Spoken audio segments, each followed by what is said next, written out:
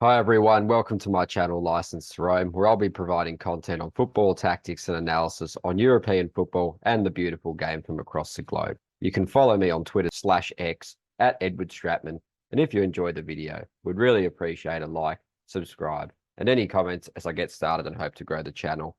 Right, for this analysis, I'll be focusing on Liverpool's young sensation, Conor Bradley, who just keeps making waves for Liverpool in Trent Alexander-Arnold's absence at right back with his latest masterclass against Chelsea, a particular highlight where he was just superb. Right, Reds phenom Conor Bradley continues to shine with his performance against Chelsea his best yet, as he grabbed a smashing goal and 2 assists to help propel his team to a dominant 4-1 victory. Having only made his starting debut around 2 weeks ago, he's been a revelation and taken his chances with aplomb, and just really impressed within Klopp's team. Indeed, his man of the match showing versus Chelsea continued his series of consistently excellent displays of late, as he's emphatically vindicating Klopp's decision to place his faith in him and give him the starts to let him flourish. Right, moving on to the analysis, obviously starting at right back, this was the base framework from where he wreaked havoc and was just such an excellent presence down the right for Liverpool, just so heavily involved in both sides of the ball. Obviously, to start with his goal involvements, and he was just absolutely superb to start with his goal, and it was just an absolutely sublime finish. Amazing placement, power, and the finesse to find the bottom corner from a really tough angle as he wrapped around the ball superbly and struck it with such gusto. Just a really special moment in the celebration to match with the crowd there. Yeah, obviously the catalyst for this was his run where he got on his bike, beat Sterling to the punch essentially, had all that space. Once he saw Diaz was in possession and had his head up, Bradley used that speed and power running just to surge ahead to carve out the opening for himself and to finish with aplomb. So moving on to his assist, and this was just another excellent sort of testament to his movement as well, where he received high and wide, stretching the opposition backline horizontally and vertically, surged upfield, used his power run, a little bit of a change of direction and speed just to gain that separation he needed before he balanced himself to perfectly weight the magnificent cross for Szoboszlai to score. Moving on to his involvement for Jota's goal, where it was all about superb tact to get the ball rolling on this one. Came in, won back possession, obviously surged upfield himself, received the pass, and then charged forward, drew the marker, found Jota, who essentially did the rest, albeit with a little bit of luck. But once again, proving the catalyst with this excellent double effort, both offensively and defensively, just to really stamp his mark on the occasion. Here's some more examples of his movement and just how beneficial he was. Obviously constantly receiving high and wide just to stretch the back line, to get on those switches of play from the likes of Van Dijk, and just constantly causing havoc, getting into those positions. Obviously, Jota was always indenting quite regularly, which just afforded him a huge amount of space, giving him the opportunity, and he relished every chance he got. Here's another example where Jota and Nunes occupying their markers. He's ready to receive a switcher play and a forward-facing posture, just with oceans of space there on the blind side. So just really that aggressive, high positioning really bore fruit on many occasions.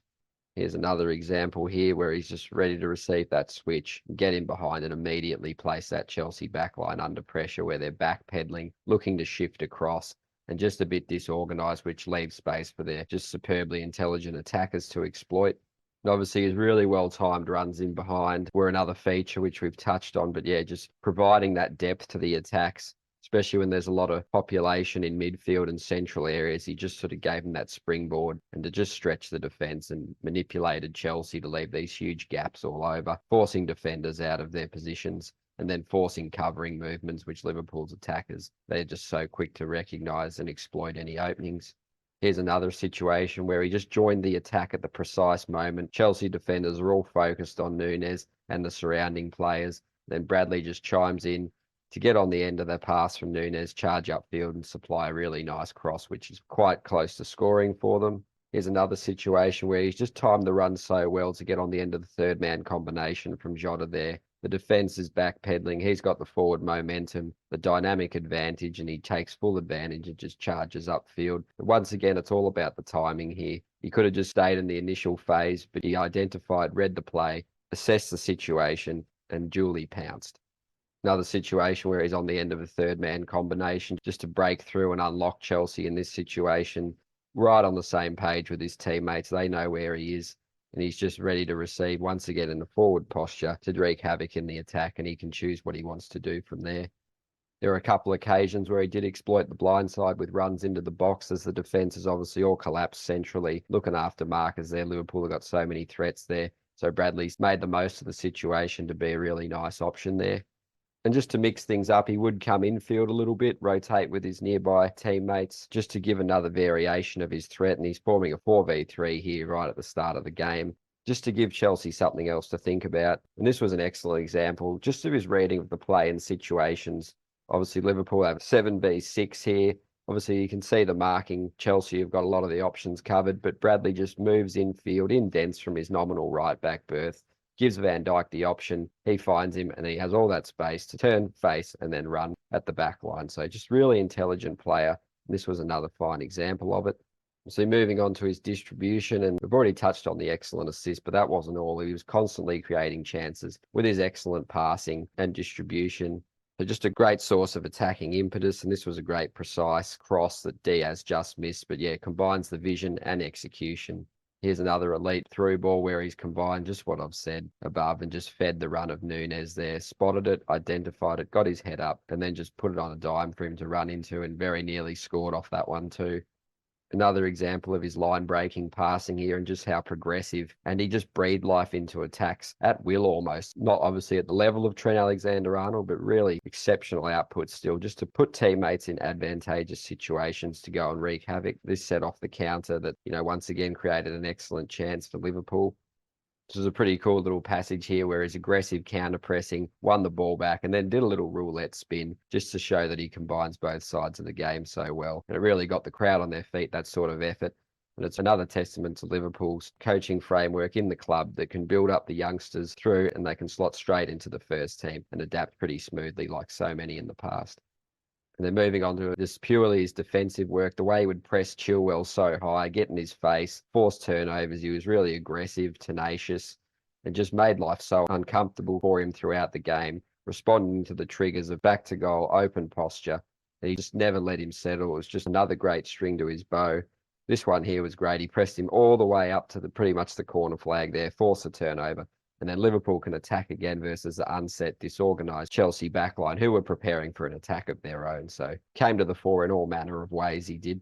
Here's a heat map just showing the advanced areas he wreaked havoc in. And just Chelsea really had no answer for him. And just they couldn't stop the thrust that he provided from the right. And it was just, rightfully man of the match performance. Just brought so much to the table in this one. It was a real game changer.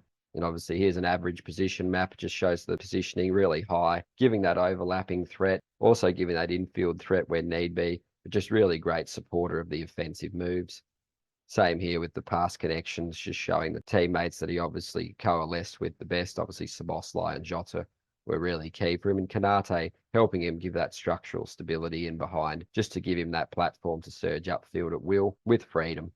That's the end of the graphics. Not only was he involved in 3 of their goals, but on top of that, his numbers are excellent with 2 dribbles, 3 progressive runs. He drew 4 fouls, completed all 5 passes into the penalty area, completed all 3 attempted crosses, made 6 interceptions, 9 ball recoveries, 5 of which were in the opposition half, and won 7 of his 11 defensive duels. Obviously, it was business as usual for the Reds as they marked Klopp's 200th top-flight win in scintillating style, with Bradley starring to mark the milestone on a night where he played like a seasoned professional to hold his own on the big stage under the bright light against one of the most richly assembled teams in the division, slotting right into the German manager's framework superbly and adapting to the step up in class at the elite level, having starred for Bolton last campaign. It's been a joy to watch the Northern Ireland international make such vital contributions on his way to becoming the youngest Liverpool player to score an assist in a Premier League match since Raheem Sterling back in 2014 against Southampton, as per Opta. While Alexander is obviously still the first choice right back, with the games coming thick and fast domestically and in Europe for the high-flying Reds, expect the talented 20-year-old who's so assured defensively and brilliant going forward to get many more chances to prove his worth within this exceptional outfit.